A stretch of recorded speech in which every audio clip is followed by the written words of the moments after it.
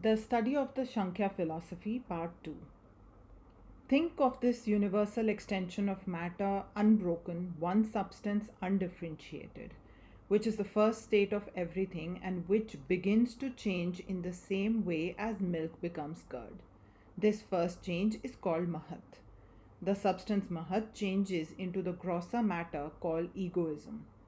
The third change is manifested as universal sense organs and the universal fine particles, and these last again combine and become this gross universe with which eyes, nose, and ears we see, smell, and hear. This is the cosmic plan according to the Sankhya, and what is in the cosmos must also be microcosmic. Take an individual man. He has first a part of undifferentiated nature in him, and that material nature in him becomes changed into this Mahat, a small particle of this universal intelligence, and this particle of universal intelligence in him becomes changed into egoism, and then into the sense organs and the fine particles of matter which combine and manufacture his body. I want this to be clear because it is the stepping stone to Sankhya, and it is absolutely necessary for you to understand it because this is the basis of the philosophy of the whole world. There is no philosophy in the world that is not indebted to Kapila. Pythagoras came to India and studied this philosophy, and that was the beginning of philosophy of the Greeks. Later, it formed the Alexandrian school, and still later, the Gnostic. It became divided into two. One part went to Europe and Alexandria, and the other remained in India, and out of this the system of Vyasa was developed. The Sankhya philosophy of Kapila was the first rational system that the world ever saw. Every metaphysician in the world must pay homage to him. I want to impress on your mind that we are bound to listen to him as the great father of philosophy. This wonderful man, the most ancient of philosophers, is mentioned even in the Shruti. O Lord, thou who produced the sage Kapila in the beginning.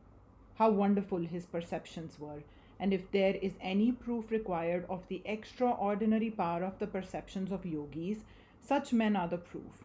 They had no microscopes or telescopes, yet how fine their perception was, how perfect and wonderful their analysis of things. I will here point out the difference between Schopenhauer and the Indian philosophy. Schopenhauer says that desire or will is the cause of everything. It is the will to exist that makes us manifest, but we deny it. The will is identical with the motor nerves. When I see an object, there is no will. When its sensations are carried to the brain, there comes the reaction which says, do this and do not do this. And this stage of the ego substance is what is called will. There cannot be a single particle of will which is not a reaction. So many things precede will. It is only a manufactured something out of ego, and the ego is a manufacture of something still higher, the intelligence, and that again is a modification of the indiscrete nature. That was the Buddhistic idea that whatever we see is the will. It is psychologically entirely wrong because will can only be identified with the motor nerves. If you take out the motor nerves, a man has no will whatever. This fact, as it perhaps well known to you, has been found out after a long series of experiments made with the lower animals.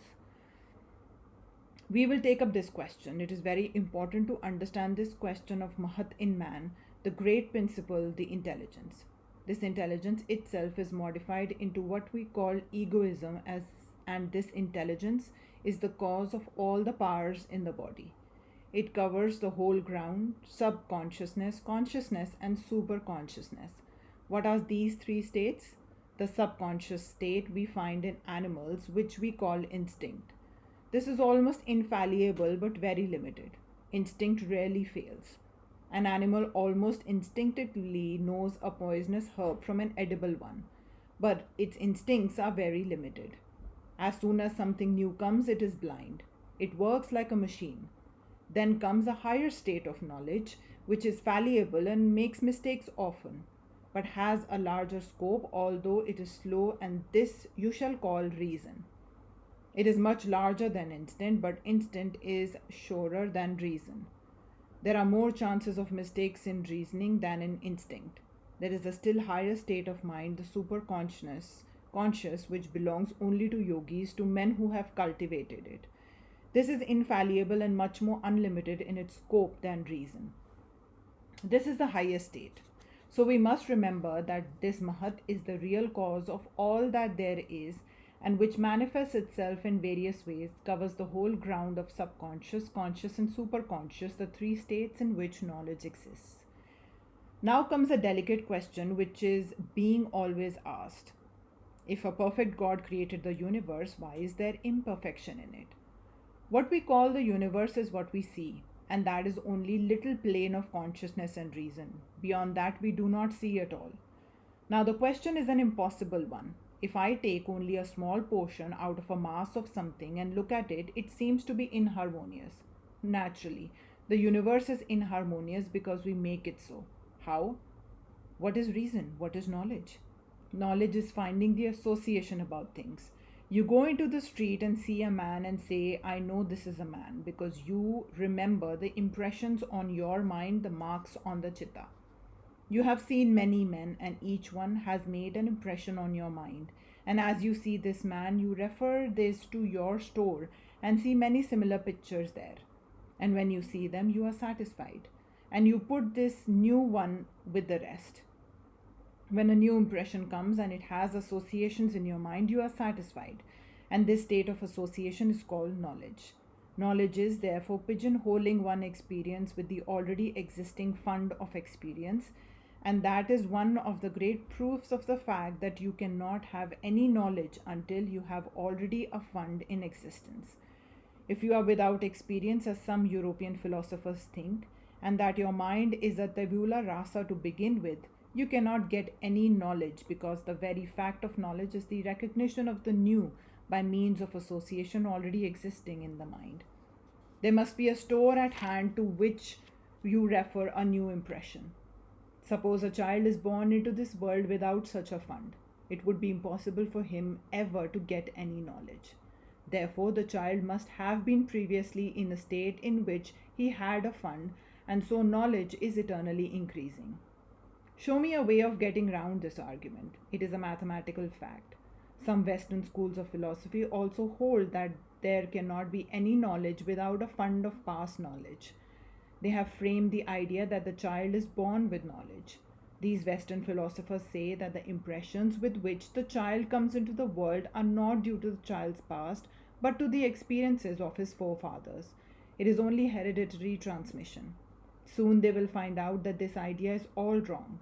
Some German philosophers are now giving hard blows to see these hereditary ideas. Heredity is very good but incomplete. It only explains the physical side. How do you explain the environments influencing us? Many causes produce one effect. Environment is one of the modifying effects. We make our own environment as our past is, so we find the present environment. A drunken man naturally gravitates to the lowest slums of the city.